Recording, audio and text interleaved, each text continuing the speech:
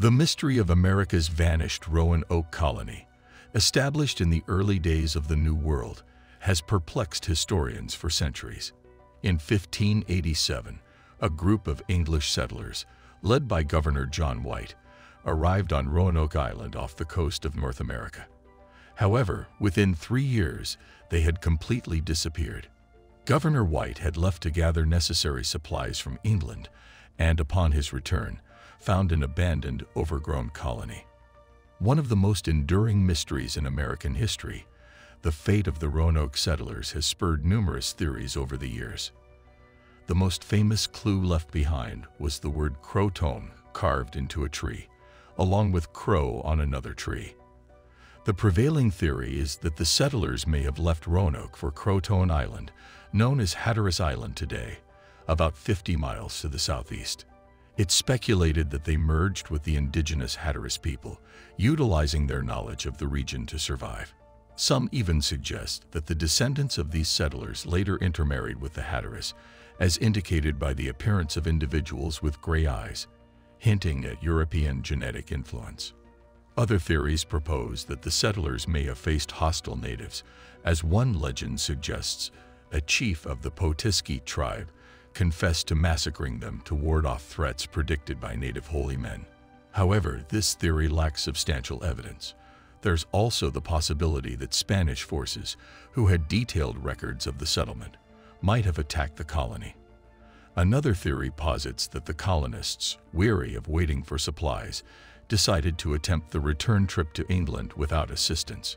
Despite the array of theories, the fate of the Roanoke colony remains shrouded in mystery, with no definitive conclusion to this enduring enigma. While it's possible that the Roanoke settlers had the means to embark on a mission, their fate remains a mystery, and there's never been a definitive answer to their disappearance. However, in 2012, researchers made an intriguing discovery related to an artifact known as the L. Virginia Pars map in the British Museum.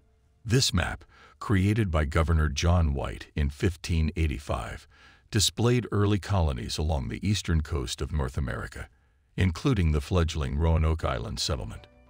Upon closer examination by a team from the First Colony Foundation, 2 mysterious patches were found on the ancient map. When the researchers shone light through it, they uncovered a secret symbol hidden beneath one of the patches, a 4-pointed star. This symbol was believed to represent the location of a fort approximately 50 miles northwest of Roanoke Island. This previously unknown location, called Site X, was situated near an indigenous settlement and was in a position similar to where European settlers often established their towns. To investigate further, the First Colony Foundation organized an excavation led by archaeologist Nick Lucchetti in Bertie County, North Carolina, in 2015. During the excavation, the team didn't find evidence of a fort, but they did unearth over 20 pottery fragments that appeared to be of English origin. These shards bore a resemblance to those found on Roanoke Island. Notably, the pottery fragments predated the known migration of English colonists to the area in the latter half of the 17th century. This discovery suggests that the artifacts found at Site X were potentially left by Europeans who had traveled to North Carolina before the officially recorded settlers. The team also identified another site of interest called Site Wide, located just 2 miles away. In December 2019, further excavations took place at this location. The pottery pieces at Site Wide were believed to originate from various locations, including North Devon, Essex, and London in England, as well as stoneware from France and Germany. These pieces were used for storing and preparing food, indicating their connection to an established community. While it's possible that later settlers left them behind, Lucchetti and his team believe that the pottery likely dates back to the Roanoke era, providing intriguing clues but no definitive answers to the fate of the Roanoke settlers. The absence of clay pipes seems to be at the center of this puzzle. According to excavators, the settlers and traders from Jamestown were known to frequently use distinctive clay vessels for smoking. However, none of these distinctive clay pipes were discovered at either of the Bertie County sites. A representative from the First Colony Foundation expressed their confidence that these excavations are connected to the Roanoke colonies, stating in November 2020 that they've thoroughly considered all reasonable possibilities and found no other explanation that aligns with the evidence. Yet, not everyone shares this viewpoint. Archaeologist Charles Yuan from East Carolina University expressed skepticism, suggesting that the First Colony Foundation is attempting to prove their theory rather than conducting a proper scientific investigation. If the pottery shards found in Bertie County do not confirm the migration of the colonists, then what might they signify? In a 2015 interview with National Geographic, archaeologist Brett Riggs pointed out that the artifacts might not necessarily indicate European settlement in Bertie County.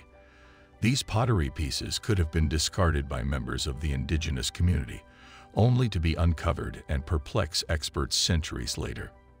Riggs explained that indigenous people often took back items of utility to their homes, making it challenging to establish precise timelines for these findings. Scott Dawson, co-founder of the Croton Archaeological Society, presented another perspective. He believed that Bertie County would have been an unlikely destination for the lost colonists. Dawson explained that it was the heart of enemy territory, and records indicated that they had relocated to Croton. He is not the only one supporting the Croton theory. In 1998, archaeologists on Hatteras Island found a golden ring inscribed with heraldic symbols, believed to be from 16th century England. This raised the possibility that it was brought as a cherished heirloom from Roanoke. Since 2009, Dawson and his team have sponsored excavations at Cape Creek on Hatteras Island. They have unearthed European artifacts, including part of a sword, rapier, a copper ingot, and stoneware from Germany. While it is plausible that these items were acquired through trade rather than brought from Roanoke, personal items, such as a piece of slate marked with the letter M, have been discovered. Archaeologist Mark Horton speculated that the owner of this slate was likely an educated European who could read and write. The question of whether the lost colonists ended up on Hatteras Island in Bertie County or another location remains unresolved. Yuan emphasized that the mystery still persists, and the researchers are waiting for more compelling evidence. On the other hand, William M. Kelso from the Jamestown Rediscovery Preservation Group believes that the discoveries made by Dawson's Foundation provide substantial evidence that the colonists moved inland. He believes that this evidence may finally solve one of the greatest mysteries in early American history: the fate of the lost colony of Roanoke. With these discoveries, can we now close the chapter on Roanoke and perhaps resolve another enduring mystery? Subscribe and press the bell icon for regular updates.